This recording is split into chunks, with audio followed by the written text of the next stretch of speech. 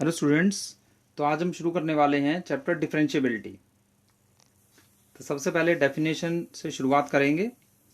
अब differentiability basically क्या है? डिफरेंशिएशन है। अब डिफरेंशिएशन क्या है? डिफरेंशिएशन तो देखो एफ डैश एक्स या d y by d x, ये होता है डिफरेंशिएशन। अब d y by d x क्या हो गया हमारा? Change in y by change in x.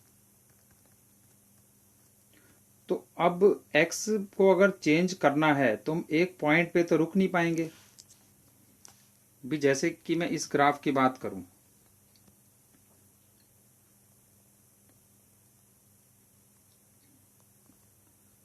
अब ये चेंज इन एक्स जो है ना, वो इसमें एच आ गया, और चेंज इन वाई जो है इसमें, चेंज इन वाई हमारा इसमें आ गया, ये हो गया एफ ए, ये हो गया f of A plus h. अब चेंज इन वाई हमारा ये आ गया। तो ये जो हमारा डिफरेंशिएशन आया है, ये पूरे इंटरवल के लिए आया हमारा, इस पूरे ग्राफ के लिए। इस पूरे ग्राफ में कुछ एक्स चेंज हुआ, कुछ वाई चेंज हुआ, तो हमने change in y by change in x लिखा, तो d y by d x हमें मिल गया। अब मैं इसको एफ डैश ए बोलूं या एफ डैश ए प्लस एच बोलूं या एफ डैश ऑफ बीच की कोई चीज बोलूं। अब अगर मैं इसको बोलना चाहता हूं एफ डैश ए, वैसे तो कायदे से बोल नहीं सकते हैं एफ डैश ए, है ना, क्योंकि डिफरेंशिएशन तो इस पूरे ग्राफ के लिए थी। फिर भी मैं अगर इसको एफ डैश ए कहना चाहता हूं तो मुझे क्या करना पड़ेगा? मुझे यहां पर limit h approaches to 0 plus लिखना पड़ेगा, ताकि ये जो चेंज इन वाई है और चेंज इन एक्स है, जो ये d y by d x बन रहा था बेसिकली,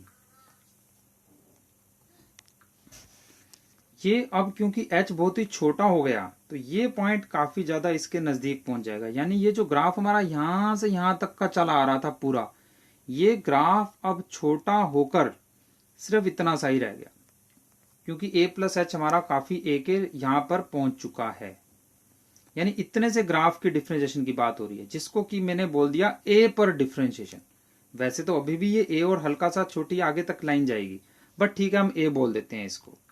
अब a बोलने वाले हैं हम तो इसको हमें h अप्रोचिंग टू 0 प्लस हमें लिखना पड़ गया इसमें। ये बात हो गई।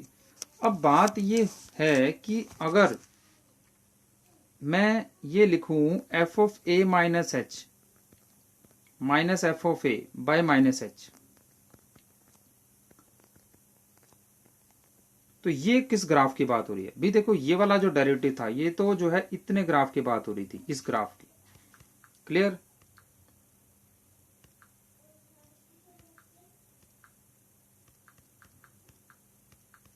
F of A minus H minus f of A. Clear? Okay.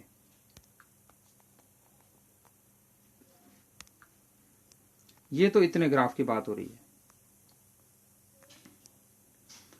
अब अगर मैं लिखना चाह रहा हूं F of A minus H minus F A bye minus H, तो भी ये किसकी बात हो रही है? ये एक्चुअल में इस ग्राफ की बात हो रही है। यहां मैं अगर जो है ये a से थोड़ा पीछे ले लूं, ठीक है, h पॉजिटिव है, इसलिए a माइनस एच को मैंने a से पहले रखा है, क्योंकि a में से कुछ पॉजिटिव चीज घटाएंगे तभी हमारा आंसर पीछे की तरफ जाएगा। ठीक है। अब ये फिर हो गया हमारा चेंज इन y। ये अब किस ग्राफ की बात हो रही है? ये अब इस ग्राफ की बात हो रही है, इतने ग्राफ की। इस ग्राफ के अंदर चेंज इन y क्या है? अब चेंज इन y निकालना हो तो उसके लिए एक इनिशियल और एक फाइनल y मानना पड़ता है। तो मैंने ये माना फाइनल y, ये इनिशियल, तो final y minus initial y divided by final x minus initial x करोगे तो माइनस एच तुम्हें यहां से मिल जाएगा। तो ये मैंने क्या निकाला है? इस ग्राफ का जो है change in y bye change in x। तो भी ये ग्राफ भी जब मैं h को बहुत छोटा कर दूंगा तो अल्टीमेटली क्या होगा? बहुत छोटा करने से ये ग्राफ जो इतना था, ये जो इतना ग्राफ था, तो छोटा करने से ये ग्राफ भी तो कहां पहुंच जाएगा? ये ग्राफ भी यहां पहुंच जाएगा। तो भाई ये जो इधर वाला ग्राफ है, ये भी तो हमारा डिफरेंशिएशन a पर जाके ही बनेगा। तो ये भी डेरिवेटिव, ये भी एफ डैश ही है, फिर दोनों ही एफ डैश ही है। तो इसको हमने दो अलग अलग कैटेगरीज में लिख लिया। किस अलग अलग कैटेगरीज में लिख लिया? जो आगे वाला ग्राफ है उसके लिए हमने एफ डैश ए प्लस नाम दे दिया, जो पीछे वाला ग्राफ है उसके लिए हमने एफ डैश ए माइनस नाम दे दिया। तो ये अब कहलाने वाला है राइट हैंड डेरिवेटिव और ये हमारा कहलाने वाला है लेफ्ट हैंड डेरिवेटिव। अब अगर ये दोनों डेरिवेटिव सेम आ गए तब ही हम कह सकते हैं कि फंक्शन डिफरेंशिएबल होगा एट एक्स इक्वल टू ए, क्योंकि उसका डेरिवेटिव लेफ्ट और राइट साइड पर सेम आना चाहिए, यानी ये दोनों लिमिट एग्जिस्ट करनी चाहिए। यानी कि limit h approaches to 0 plus ये जो राइट डेरिवेटिव है हमारा एंड ये जो हमारा लेफ्ट डेरिवेटिव है, ये दोनों के दोनों डेरिवेटिव इक्वल होने चाहिए। ठीक है, अब इसको मैं, ये तो मेरा राइट डेरिवेटिव हो गया इधर वाला। अब लेफ्ट हैंड डेरिवेटिव को मैं और कैसे लिख सकता हूं? इसको मैं ऐसे भी लिख सकता हूं कि मैं h की जगह माइनस एच कर दूं। तो यहां माइनस एच का साइन अगर मैं बदल दूं तो माइनस एच अगर 0 प्लस है तो h हमारा हो जाएगा 0 माइनस। तो ये एक नया फार्मूला हो गया। तो ये मैं फार्मूला अब लिख देता हूं जो नया मैंने बनाया है। इसको हम इस प्रकार से भी लिख सकते हैं, लेफ्ट हैंड डेरिवेटिव को। ठीक है, तो ये दोनों डेरिवेटिव एग्जिस्ट करेंगे। अब इसको कंबाइंड फॉर्म में हम क्या लिख सकते हैं? अगर एफ डैश ए प्लस ए माइनस बराबर है तो उसे हम एफ डैश ए लिखेंगे और इसमें हम लिमिट एच अप्रोचेस टू 0 लिख देंगे, क्योंकि जब हम 0 लिखा करते हैं तो उसमें 0 प्लस और 0 माइनस दोनों ही आते हैं। तो तुम देख सकते हो कि ये और ये सेम लिखा है। अब इसमें 0 माइनस 0 प्लस को कंबाइन करके मैंने क्या लिख दिया? 0, क्योंकि एच अप्रोचिंग टू 0 का यही मतलब होता है, उसमें 0 प्लस भी है और 0 माइनस भी है, यानी दोनों लिमिट एग्जिस्ट करती हैं। इसको कंबाइंडली बोला जाएगा एफ डैश ए। क्लियर? और अब इसको हम ये भी कह सकते हैं कि this is basically slope of line p Q. जैसे ये पॉइंट पी है, ये क्यू है, ये आर है, तो हम ये कह सकते हैं this is slope of line p q when q approaches to p. ठीक है, अब कैसे ये मैं आपको दोबारा से एक्सप्लेन कर देता हूं। भी ये कोई पॉइंट एक्स है, ये वाई है, ये एफ एक्स है, ये एफ वाई है। अब मुझे निकालना है एफ डैश एक्स, यानी मुझे यहां पर स्लोप निकालना है। तो पहले मैं ये पूरा कर्व लूंगा, ये पॉइंट पी हो गया, ये क्यू हो गया। तो एफ डैश एक्स क्या होता है? D y by d x. मुझे निकालना कहां पर है? पी पॉइंट पर। अब d y by d x क्या होता है? Change in y. तो ये हो गया चेंज इन वाई और ये हो गया चेंज इन एक्स। ठीक है, और इसमें y अप्रोच करेगा x को। y जब x के बहुत ही नजदीक चला जाएगा तो उस केस में ये डेरिवेटिव pq की जगह कहां माना जाएगा? p पर माना जाएगा। तो ये अब y2 minus Y one by x two minus x one, तो एक्चुअल में क्या होता है? Slope of line. भी आपको स्लोप ऑफ pq लिखने को बोला जाएगा अगर when q approaches to p, slope of line लिखने को बोला जाएगा। तो स्लोप ऑफ लाइन का स्ट्रेट लाइन में क्या फॉर्मूला पड़ा था? y2 minus Y one by x two minus x one, तो वो भी तो चेंज इन y बाई चेंज इन x ही तो था। तो basically F dash X slope of line ही होता है। अब हम क्वेश्चन डिस्कस करेंगे। तो अब एफ डैश लेफ्ट हैंड और राइट हैंड डेरिवेटिव है हमारे पास। तो पहले में तो मैं एफ डैश ए का फॉर्मूला लगाने वाला हूं। एफ डैश ए का फॉर्मूला क्या है? एफ डैश ए का फॉर्मूला ये है F of A plus H minus F A by H. तो ये फार्मूला आपको याद करना है अच्छी तरीके से, बार बार यूज करेंगे। ये जो एफ डैश ए का मैंने फार्मूला लिखा है, ये वाला, ये फार्मूला एफ डैश ए का याद रखना है, एच अप्रोचिंग टू 0। ठीक है, इसी में मैं 0 प्लस कर दूंगा तो राइट डेरिवेटिव हो जाएगा, 0 माइनस कर दूंगा तो लेफ्ट हैंड डेरिवेटिव हो जाएगा। क्लियर? चलो, तो ये फार्मूला मैंने लगाया। अब इसमें एफ ऑफ 0 प्लस एच की वैल्यू ये आ गई। अब इसमें ये वैल्यू मैं निकाल नहीं पा रहा हूं। अब ये दो हिस्सों में बढ़ जाएगा, क्योंकि 1 बाय अप्रोचिंग टू 0 ये हम निकाल नहीं पाएंगे। ठीक है, तो इसमें हमें 0 प्लस 0 माइनस अलग अलग करना पड़ेगा। तो यानी कि मुझे इसमें लेफ्ट डेरिवेटिव अलग निकालना पड़ेगा और राइट अलग। तो मैं अगर राइट डेरिवेटिव निकालूंगा तो एच अप्रोचिंग टू 0 प्लस हो गया। तो tan इनवर्स 1 बाय 0 प्लस कितना हो गया? tan इनवर्स इन्फिनिटी, यानी कि पाई बाय 2। जबकि 0 माइनस करूंगा तो tan इनवर्स माइनस इन्फिनिटी, यानी कि माइनस पाई बाय 2। तो फंक्शन हमारा क्या हो गया? नॉन डिफरेंशिएबल, क्योंकि इसके लेफ्ट और राइट डेरिवेटिव जो है वो अलग अलग आ चुके हैं। क्लियर? ओके। अब हम बात करते हैं नेक्स्ट क्वेश्चन की। सेम उसी प्रकार से एफ डैश जीरो का मैं फॉर्मूला लगाने वाला हूं, F of zero plus H minus F zero by h. अब इसमें कोई स्टैंडर्ड फॉर्मूला लग नहीं पा रहा है, तो एक हमने चीज पढ़ी थी। पहले तो मैं एक काम करता हूं, इसको मैं 1/h² से पहले तो मैं ई एक्स को नीचे ले जाता हूं। ठीक है, ई एक्स को नीचे ले जाते हैं पहले तो।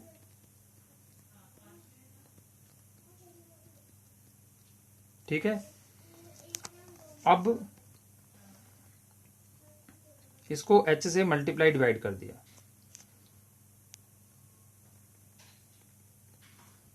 अब ऐसा करते हैं कि इसको हम ऐसे भी लिख सकते हैं। ठीक है, लिख सकते हैं ऐसे। अब मैं याद दिला दूं कि लिमिट, बल्कि पहले मैं इसको अलग अलग कर लूं। देखो, ये लिमिट अलग कर लेते हैं,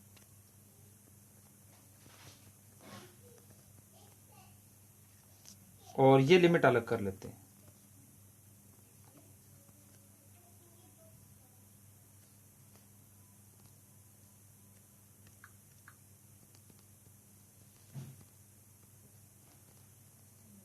ठीक है, इसको हम इस प्रकार से भी लिख सकते हैं, उल्टा हो जाएगा ये।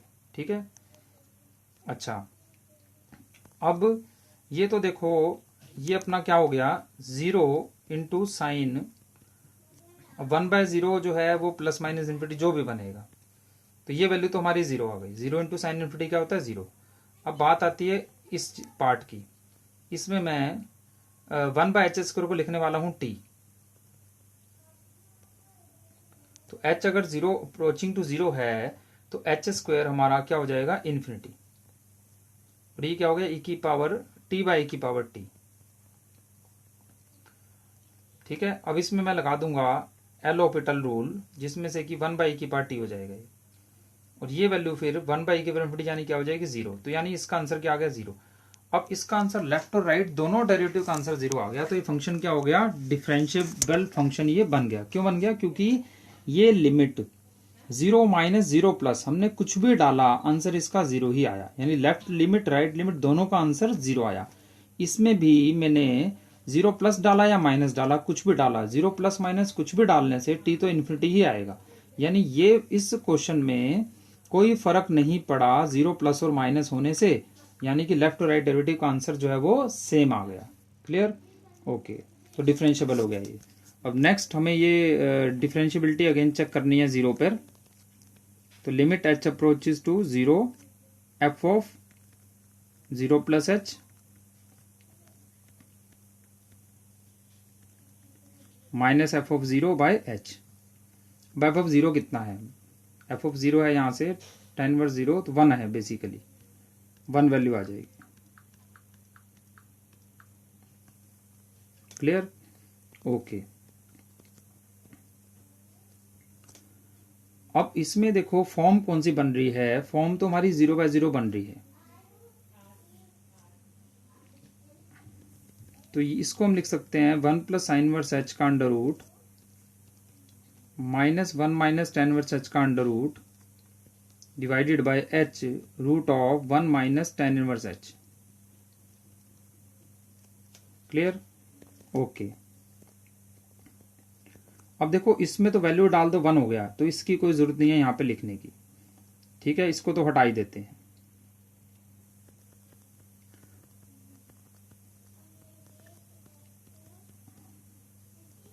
अब इसमें मैं एलोपिटर रूल लगाना पड़ेगा। ठीक है, और कोई रास्ता तो बचा नहीं है।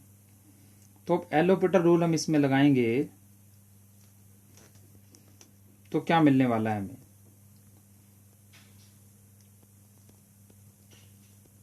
तो 1/2 root x into sine inverse h की जो डिफरेंशिएशन है वो होती है 1/√1 माइनस h²। 1/2 रूट एक्स और इसकी डिफरेंशिएशन जो हो गई हमारी वो हो गई -1 बाय, माइनस तो चलो हम यहाँ पे लगा देते हैं, ये प्लस हो जाएगा, तो हो गई 1/1 + h² divided by h, divide by 1 हो गया h की डिफरेंशिएशन। तो इसमें अभी तुम ये देख सकते हो कि h 0 प्लस माइनस होने से कोई फर्क नहीं पड़ रहा है, ठीक है, कोई फर्क नहीं पड़ेगा, आंसर सेम ही आएगा, तो ये डिफरेंशिएबल हो जाएगा। अब इसमें सीधी वैल्यू डालनी है तो सीधी डाल सकते हैं, ये वैल्यू हमारी h को 0 डालने से कितनी हो गई 1, तो 1/2 हो गया, और ये तो 1 ही हो गया प्लस, और इसी तरह से यहाँ भी हमारा आंसर 1/2 आ गया, यानी हमारा आंसर क्या आ गया 1। तो ये लेफ्ट और राइट लिमिट दोनों एग्जिस्ट हमारी करेंगी। अब बात करते हैं इसकी, ये इंटीजर पार्ट है इसमें, ठीक है, इंटीजर पार्ट, और ये क्या है फ्रैक्शनल पार्ट, क्लियर। अच्छा, अब इंटीजर पार्ट और फ्रैक्शनल पार्ट है, तो इसमें हम पहले तो निकालेंगे लेफ्ट हैंड डेरिवेटिव f'1 वो अलग निकलेगा, और f'1 अलग निकलेगा। अब f'1 का फॉर्मूला क्या है, ये फॉर्मूला हो गया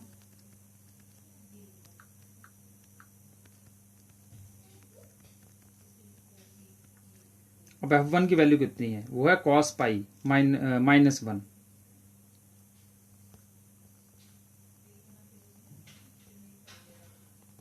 बाय h।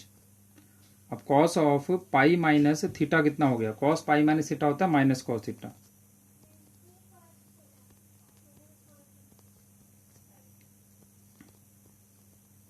अब जैसे कि तुम्हें पता है कि h से मल्टीप्लाइड डिवाइड करें, पाई स्क्वायर से मल्टीप्लाई डिवाइड करें, तो 1 - cos theta by theta square, ठीक है, वो तो हाफ होता है, तो हाफ इंटू 0, यानी इसकी लेफ्ट डेरिवेटिव क्या आ गई 0। अब जैसे कि मैंने तुम्हें बताया था कि डेरिवेटिव जो है वो क्या है, स्लोप ऑफ लाइन है। अब डिफरेंशिएबिलिटी एट ए पॉइंट के साथ साथ हमें और बातें सीखनी पड़ेंगी, तभी हम आगे क्वेश्चंस में बढ़ पाएंगे। तो यहाँ पे हम क्या सीखने वाले हैं कि इसका स्लोप तो भाई 0 ही है, भी ये इंटीजर पार्ट है। अब इंटीजर पार्ट का स्लोप, इंटीजर पार्ट कैसा होता है, देखो ये इंटीजर पार्ट ऐसा होता है, तो ऑब्वियसली इंटीजर पार्ट जो है ना, वो या तो उसका स्लोप 0 आएगा तो वो डिफरेंशिएबल ही रहेगा, या फिर वो जंप मारेगा। अब जब वो जंप मारेगा ना, तो उसका स्लोप जो है ना वो एकदम से तेजी से बढ़ेगा, इन्फिनिटी हो जाएगा। क्यों हो जाएगा इन्फिनिटी, देखो जैसे मैं 1 पे डिफरेंशिएशन निकालूं इसकी, तो क्या आएगा f1 + h - f1/h। अब f1 + h की वैल्यू ये है कितनी 1, f1 की वैल्यू, f1 की वैल्यू क्या हो गई 1 बाय h, 0/h यानी 0। तो देखो इसका स्लोप जो है ना वो 0 हो गया, 1 का राइट डेरिवेटिव बोल रहा हूँ, ठीक है, तो 1 का राइट डेरिवेटिव जो है 0 हो गया, हाँ बिल्कुल सही है, ये स्लोप 0 ही तो है, और क्या है। अब मैं लेफ्ट डेरिवेटिव निकालूंगा तो इन्फिनिटी आएगा। अब क्यों आएगा इन्फिनिटी, तो देख लेते हैं f1 - h - f1/h। अब देखो 1 से पहले क्या वैल्यू थी 0, 1 पर 1 और नीचे 0 प्लस, तो देखो माइनस इन्फिनिटी आ गया सीधे, ठीक है ना, f1 - h की वैल्यू 0 हो गई, -h सॉरी नीचे, ठीक है, तो ये प्लस इन्फिनिटी आ गया इसका स्लोप। क्यों आ गया इन्फिनिटी, क्योंकि इसने जंप मार दिया, क्योंकि ये फंक्शन क्या हो गया डिसकंटिन्यूस। अब डिसकंटिन्यूस हो गया तो मैं इस पॉइंट को इस पॉइंट से मिलाऊंगा तो एकदम सीधी वर्टिकल लाइन बनेगी, वर्टिकल लाइन बनने से इसका स्लोप कितना हो जाएगा, इन्फिनिटी हो जाएगा, क्लियर, स्लोप क्या हो जाएगा इन्फिनिटी। तो यानी कि यहां पर मैं ये बात बताना चाह रहा हूं कि इंटीजर पार्ट ऑफ एक्स जब भी हमें नजर आता है ना, तो उसका स्लोप अगर वो कंटिन्यूस हुआ तो स्लोप आएगा उसका 0, और डिसकंटिन्यूस हुआ तो स्लोप क्या आएगा उसका इन्फिनिटी, ठीक है। तो अब ये चीज हमें यहां से दिख रही थी, क्या दिख रही थी, हमें सिर्फ ये चेक करना था कि ये फंक्शन कंटिन्यूस है या नहीं है। जैसे 1 पर इसकी जो वैल्यू आ रही थी वो -1 आ रही थी, और 1 से थोड़ा पीछे चलूं मैं तो -1 से थोड़ा ज्यादा का इंटीजर पार्ट भी -1 आ रहा था, यानी फंक्शन क्या था कंटिन्यूस। तो कंटिन्यूस है तो डिफरेंशिएशन उसकी 0 ही आएगी, ठीक है, जो इंटीजर पार्ट होता है उसकी डिफरेंशिएशन 0 या आती है या फिर डिसकंटिन्यूस हो जाता हो। तो यहां पर हमारे पास नोट करने लायक क्या बात हो गई, ये बात हो गई कि इंटीजर पार्ट ऑफ f(x) की अगर हम बात करें तो अगर ये कंटिन्यूस हुआ तो ये डिफरेंशिएबल होगा और इसका स्लोप आएगा 0, और या फिर ये डिसकंटिन्यूस होगा तो इसका स्लोप आएगा ± इन्फिनिटी, इन्फिनिटी आएगा अगर ये जंप करेगा ऊपर की तरफ, यानी कि ग्राफ इसका कुछ इस प्रकार से होना चाहिए, ये यहां से ऐसे गया और इसने ऊपर की तरफ जंप मार लिया, तो ये ऊपर की तरफ जंप मारेगा तो क्या हो गया, ये इन्फिनिटी। या फिर क्या होगा, डिसकंटिन्यूस होगा तो इसका स्लोप आएगा माइनस इन्फिनिटी। माइनस इन्फिनिटी का मतलब है ये जंप मारेगा फिर नीचे की तरफ, जैसे कि मान लो यहां से ऐसे आ रहा था और ये नीचे की तरफ जंप मार गया, ये नीचे की तरफ जंप मारेगा तो क्या स्लोप आएगा इसका, माइनस इन्फिनिटी। ये बात हमने याद कर ली, ये याद होती तो मैं एफ डैश वन माइनस नहीं निकालना पड़ता। अब मैं बात करने जा रहा हूं आगे एफ डैश वन प्लस की, ठीक है। तो वो क्या हो गया, f of one plus H minus f one by H, यानी कि two fractional part of one plus H minus one, और एफ वन की वैल्यू, अब एफ वन की वैल्यू तो यहां से लेनी पड़ेगी क्योंकि एक्स इक्वल टू वन तो वहां पे है, वो वैल्यू हमारी माइनस वन आई थी by h, limit h approaching to zero plus. अब वन प्लस एच का फ्रैक्शनल पार्ट क्या होता है, एच, और minus one plus one cut गया तो आंसर क्या आ गया, टू। ठीक है, यानी इसका डिफरेंशिएशन ये आ गया, यानी ये नॉन डिफरेंशिएबल हो गया क्योंकि इसका लेफ्ट डेरिवेटिव तो हमारा जीरो आया था जबकि राइट डेरिवेटिव इसका टू आ गया। अब मैं एक बात और आपको काम की बताने वाला हूं, और वो बात क्या है, वो बात ये है कि जो two fractional part of x है, क्लियर, यहां से हमारा एफ एक्स जो है वो क्या था, two fractional part of x minus one, और एक्स हमारा जो है वो वन से थोड़ा ज्यादा था, और वन पे हमारा आंसर कॉस पाई एक्स था, ठीक है, और वन पर उसकी वैल्यू मतलब माइनस वन आ रही थी बेसिकली। तो ये फंक्शन कैसा था, ये फंक्शन था हमारा कंटिन्यूस। कैसे भी, वन प्लस वैल्यू इसमें डाल के देख लो, one plus zero plus minus one, तो माइनस वन ही आ रहा है, यानी ये फंक्शन कैसा था, कंटिन्यूस। अब अगर फंक्शन कंटिन्यूस हो गया तो उसका स्लोप जो आएगा वो two fractional part of x का स्लोप जो है वो जो है टू ही आएगा। क्यों आएगा टू, क्योंकि फ्रैक्शनल पार्ट ऑफ एक्स का जो ग्राफ है वो ऐसा होता है, ऐसे, तो y equal to fractional part of x का स्लोप क्या आएगा, वन ही आएगा। ठीक है, तो ये हमें यहाँ पे ध्यान रखना था। तो इसमें मैं क्या लिखवाने जा रहा हूँ आपको, मैं ये बताने जा रहा हूँ इसमें कि जो फ्रैक्शनल पार्ट ऑफ एक्स की बात होती है वो ये होता है ऐसे, ऐसे, ये ऐसे, यानी इसका स्लोप जो है वो y equal to fractional part of x की बात मैं करूं तो ये line y equal to x है, और ये लाइन हमारी क्या है, y equal to x minus one. तो इन दोनों का स्लोप कितना है, वन। यानी फ्रैक्शनल पार्ट ऑफ एक्स की अगर बात की जाए तो इसका स्लोप जो है, अगर ये इस कंटिन्यूस हुआ, अगर ये कंटिन्यूस हुआ तो इसका स्लोप वन ही आएगा, और अगर ये डिसकंटिन्यूस हुआ तो अगर ये नीचे की तरफ जंप मारा तो इसका स्लोप क्या आएगा, माइनस इन्फिनिटी ही आएगा, अगर ये नीचे की तरफ जंप मारता है तो। ठीक है, ऊपर की तरफ जंप मारेगा तो प्लस इन्फिनिटी।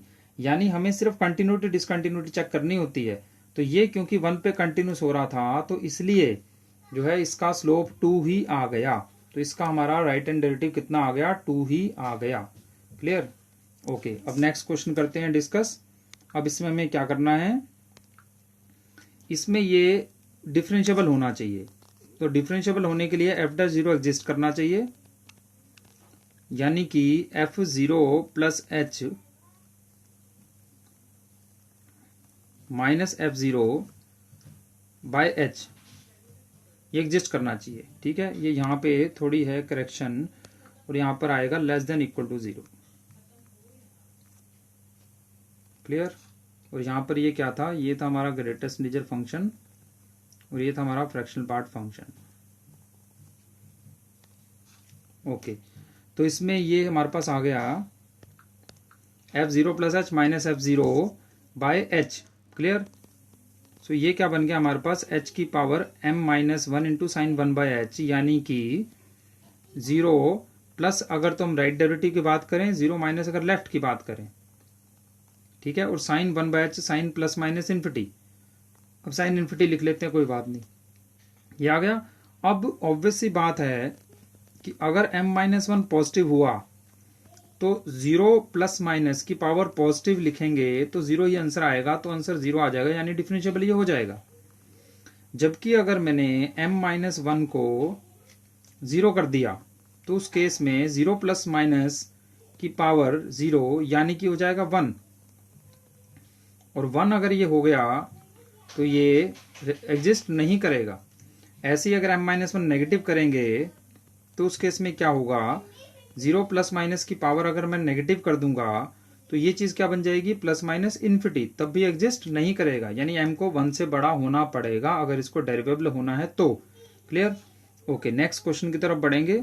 अब अगेन हमें 0 पर चेक करना है, तो f of 0 plus H minus f0 कितनी है, cos 0 1 sin inverse 1 pi by 2 by h and limit h approaching to 0। Okay, अब pi by 2 minus sine inverse क्या होता है, cos इनवर्स। अब देखो cos इनवर्स cos x का आंसर तो अलग अलग आने वाला है लेफ्ट और राइट डेरिवेटिव में। cos इनवर्स cos x का ग्राफ कुछ ऐसा होता है, तो ये राइट डेरिवेटिव में तो x आने वाला है, लेफ्ट डेरिवेटिव में आने वाला है माइनस x। यानी मैं अगर राइट डेरिवेटिव की बात करूंगा तो उसमें cos इनवर्स cos x को मुझे लिखना पड़ेगा x, और जबकि मैं अगर लेफ्ट डेरिवेटिव की बात करूंगा तो मुझे cos इनवर्स cos x को क्या लिखना पड़ेगा, माइनस x। यानी इसका डेरिवेटिव अलग अलग आ रहा है, so this function is non differentiable. Okay, और चलो तो नेक्स्ट क्वेश्चन डिस्कस करते हैं अगेन। अब हमें f'2 फाइंड आउट करना है, तो f'2 का फॉर्मूला हमारा क्या हो गया, f of 2 plus H minus f2 by h. तो f ऑफ 2 प्लस एच हमारा क्या हो गया, 2 प्लस एच का whole square into cos mod pi by 2 plus h. अब इसमें हमें लेफ्ट और राइट डेरिवेटिव अलग अलग निकालने पड़ेंगे, वो हमें साफ तरीके से अभी से नजर आ रहा है। द रीजन बीइंग, ये अगर h मैंने प्लस कर दिया, अगर मैं राइट डेरिवेटिव की बात करूं तो h मैंने अगर प्लस किया तो उस केस में पाई बाय 2 प्लस एच का क्या होगा, ये वैल्यू 2 से बड़ी हो जाएगी, और अगर 2 से बड़ा अगर रखा नीचे तो ये एंगल 90 से छोटा हो जाएगा, और 90 से छोटा अगर हुआ ये एंगल, ठीक है, 90 से छोटा एंगल अगर हुआ तो ये मॉड खुलेगा प्लस साइन से। क्लियर? तो ये मॉड खुलने वाला है हमारा प्लस साइन से। जबकि अगर मैं f'2 माइनस की बात करूं, यहां पर मुझे h को लिखना पड़ेगा 0 माइनस, तो इस केस में बाकी सब कुछ सेम रहेगा, पर मॉड को कैसे खुलना पड़ेगा, माइनस साइन से। क्योंकि अगर पाई बाय 2 प्लस एच लिखूं और अगर मैं h को नेगेटिव कर दूं तो ये 2 से छोटी वैल्यू हो गई, तो ये पाई बाय 2 से बड़ा एंगल हो गया, यानी सेकंड क्वाड्रेंट में चला गया, तो ये क्या हो गया, माइनस। तो देखो लेफ्ट और राइट डेरिवेटिव में फार्मूले में कोई फर्क नहीं है, यही फार्मूला लेफ्ट डेरिवेटिव का है, यही फार्मूला राइट डेरिवेटिव का है, केवल राइट में यहां पर 0 प्लस लिखा जाएगा, लेफ्ट में यहां पर 0 माइनस लिखा जाएगा। तो 0 माइनस की वजह से अगर मॉड माइनस से खुल रहा है, यानी कि ये वैल्यू आने वाली है हमारी माइनस f'2 माइनस। ठीक है, अब इस केस में क्या होगा, ये माइनस का केवल फर्क आएगा। अब अगर इसका आंसर आ गया 0, तो फिर ये राइट हैंड डेरिवेटिव का, तो लेफ्ट हो जाएगा -0, तो ये फंक्शन हो जाएगा डिफरेंशिएबल। पर अगर इसका आंसर आ गया 2 या 5 या 25, तो इसका आंसर आ जाएगा -25, तो क्या हो जाएगा, नॉन डिफरेंशिएबल। यानी कि मुझे ये देखना है ये 0 है या नहीं है। ठीक है, ओके। अब ये 2 प्लस एच का होल स्क्वायर, तो 2 तो सीधा बाहर चला गया, 4 हो गया। अब मुझे इसको अगर सॉल्व करना है तो मुझे एल हॉपिटल रूल लगाना पड़ेगा, क्योंकि और कोई फार्मूला इसमें नहीं लग पा रहा है।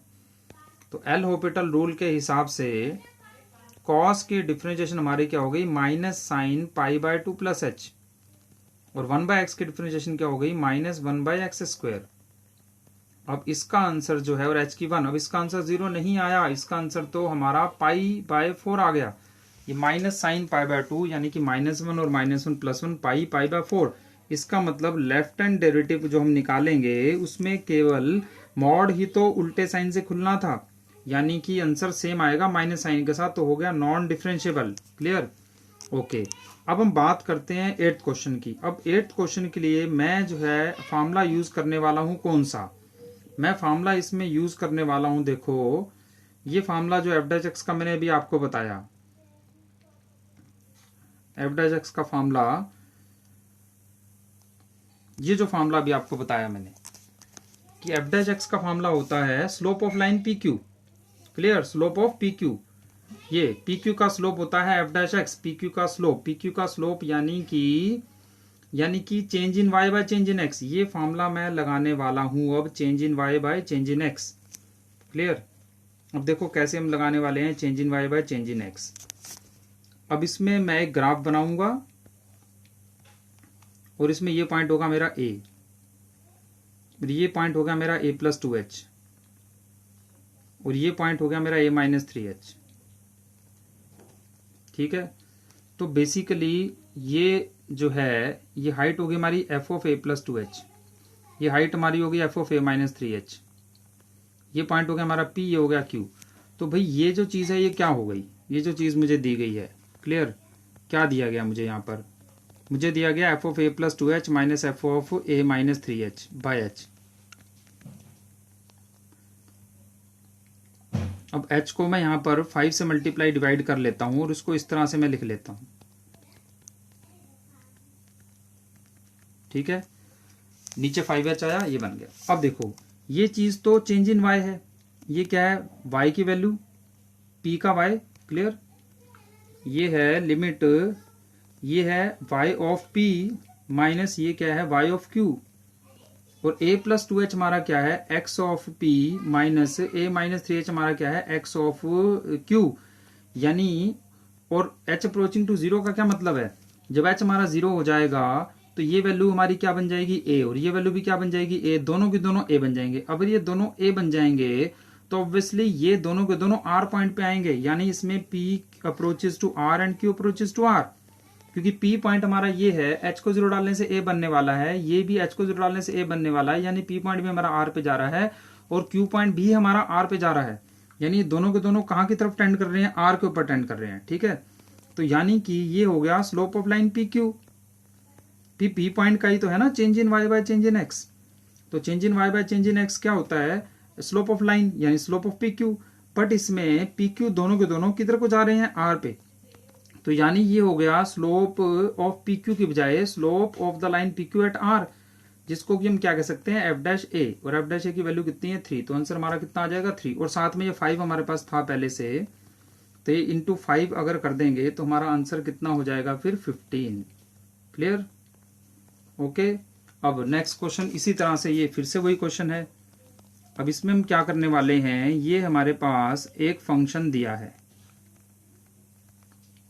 अब इसके नीचे सबसे पहले तो मैं ये चीज बनाने वाला हूं, तो ये चीज अगर मुझे इसके नीचे बनानी है तो मुझे h माइनस साइन h से मल्टीप्लाई डिवाइड करना पड़ेगा, और बाकी मेरे पास जो h sine h tan h था वो मैंने लिख लिया जैसे पहले से मेरे पास था। अब मैं एक ग्राफ बनाऊंगा जिसमें कि मैं इसको लिखूंगा 2, इसको मैं लिखूंगा 2+h, इसको मैं लिखूंगा 2+sin h। क्लियर, ये पॉइंट मेरा हो गया p, ये पॉइंट मेरा हो गया q। तो अब ये बताओ मुझे कि f ऑफ 2+h क्या हुआ, ये हो गया y किसका p का, minus f of 2+sin h क्या हो गया y किसका q का, और 2+h कौन हो गया x p का, 2+sin h कौन हो गया x q का, और इसमें जब h 0 होगा तो ये वैल्यू कहाँ पे जाएगी r पे, ये वैल्यू भी कहाँ, ये क्या बन जाएगी h को 0 डालने से 2 बन जाएगी, यानी दोनों के दोनों कहाँ पर चले जाएंगे, r पॉइंट पर चले जाएंगे। तो यानी पी क्यू दोनों के दोनों पॉइंट हमारे किस पर जा रहे हैं, पी क्यू पॉइंट कहाँ पे जा रहे हैं, r पे। ठीक है, तो फिर ये क्या हो गया, ये तो slope of line p Q हो गया, this is slope of line p Q. ठीक है, क्योंकि change in y bye change in x क्या होता है, स्लोप ऑफ लाइन, और इसमें पी क्यू दोनों के दोनों कहां पर जा रहे हैं, r पे। अब r पर अगर ये जा रहे हैं तो ये slope of function at r हो गया, slope of function at r, slope eight r। अब स्लोप एट r को हम क्या लिखेंगे, f'2, जिसकी वैल्यू हमें कितनी दी हुई है 4। अब बात आती है बाकी इसकी h माइनस साइन h, तो इसको हम h minus sine h by sine h को हम h, tan h को h, यानी h क्यूब लिख सकते हैं। अभी लिमिट के फॉर्मूलों से पता है तुम्हें कि h minus sine h by h cube की वैल्यू कितनी होती है 1/6, तो इसको हम 1/6 से कर देंगे मल्टीप्लाई। ठीक है, यानी कि हमारा आंसर कितना आ गया 2/3। Clear, okay. अब हम डिस्कस करने वाले हैं लास्ट क्वेश्चन, बहुत इंपॉर्टेंट क्वेश्चन है। इस प्रकार के क्वेश्चन का आंसर हमेशा कांस्टेंट फंक्शन होता है, ये जेई में आ चुका है बहुत बार, तो इसको याद कर लेना है रिजल्ट को। अब कैसे करेंगे, देखो ये तुम्हें पता है mod x less than a का मतलब x माइनस a से a होता है, ये तो पता ही होगा, mod x less than a तो x माइनस a से a। क्लियर, तो इसमें ये mod x less than a का हम फॉर्मूला लगाने वाले हैं, ये देखो ये हो गया हमारा mod x, clear, less than equal to a, तो x क्या हो गया हमारा माइनस a से a, माइनस a से लेकर कहां तक, a तक।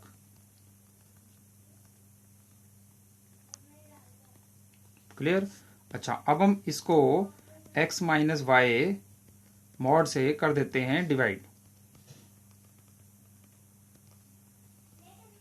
इससे हमने कर दिया इसको divide. Clear. Okay, x minus y से कर दिया डिवाइड। या फिर ऐसा भी कर सकते हैं, पहले डिवाइड कर लेते। ठीक है, एक ही बात है वैसे तो, पहले डिवाइड कर लेते हैं। ठीक है, ये हमने इसको x माइनस वाई से कर दिया डिवाइड, ये बचा। अब देखो होल स्क्वायर है तो होल स्क्वायर से तो मॉड हट जाएगा वैसे भी, तो ये मॉड हटा के भी लिख सकते हैं यहां से हम। अब देखो mod x less than a, तो x क्या हो गया हमारा, माइनस a से लेकर और कहां तक, a तक, माइनस a से a तक। क्लियर। ओके, अब देखो इसकी लिमिट अगर मैं x अप्रोचिंग टू y लिखूं तो क्या आएगी, 0। इसकी लिमिट अगर मैं x अप्रोचिंग टू y लिखूं, ठीक है, या y अप्रोचिंग टू x लिख लूं, कुछ भी लिख सकते हैं वैसे तो। ठीक है, y अप्रोचिंग टू x लिख लेते हैं तो क्या आएगी, 0। इसकी limit y approaching to x लिखूं तो क्या आएगी, 0। तो सैंडविच थ्योरम के अकॉर्डिंगली, सैंडविच थ्योरम ये कहती है कि अगर लेफ्ट और राइट लिमिट सेम है तो बीच वाले की लिमिट भी वही आने वाली है। ये लिमिट भी क्या हो गई, 0। अब इसमें ये देखना है कि ये चीज क्या है। अब अगेन मैं वही चीज बोलूंगा, अच्छा देखना क्या है, ये चीज तो बताई रखी है, f x minus f y by x minus y, ये तो एफ डैच एक्स होता है। ये तो अभी बताया आप लोगों को, ये मैं दिखा देता हूं, ये शुरू में ही बताया गया है।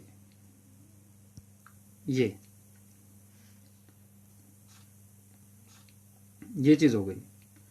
तो f y minus f x by y minus x limit y approaches to x, ये क्या होता है हमारा, एफ डैश एक्स के इक्वल टू होता है, ये उसका फॉर्मूला है, f y minus f x by y minus x. तो यही चीज हम यहाँ पे कर रहे हैं, f y minus f x by y minus x. ठीक है, ये f x minus f Y ये किसी के इक्वल टू होता है, एफ डैश एक्स के। तो एफ डैश एक्स डिफरेंशिएशन अगर 0 हो तो फंक्शन क्या होता है, कांस्टेंट। तो ये फंक्शन हमारा क्या हो गया, कांस्टेंट फंक्शन हो गया। तो यही हमें प्रूव करना था। तो याद रखना, ये पावर अगर 1 से बड़ी आएगी, जैसे यहाँ पावर 3 दी है, अब ये पावर 3 की जगह 1.2 हो, 1.7 हो, 1.5 हो, 2 हो, 3 हो, 2.7 हो, कुछ भी हो तो आंसर कांस्टेंट आएगा। पर हाँ, ये वैल्यू अगर 1 से पावर छोटी हो गई तो कांस्टेंट नहीं आएगा आंसर। 1 से बड़ी ये पावर होनी चाहिए, तब हमेशा ये आंसर सेम आता जाएगा। तो आई थिंक आपको डिफरेंशिएबिलिटी की डेफिनेशन और differentiability at a point clear हो गया होगा। अब नेक्स्ट लेक्चर में हम डिफरेंशिएबिलिटी इन एन इंटरवल को डिस्कस करने वाले हैं। So best of luck to all of you.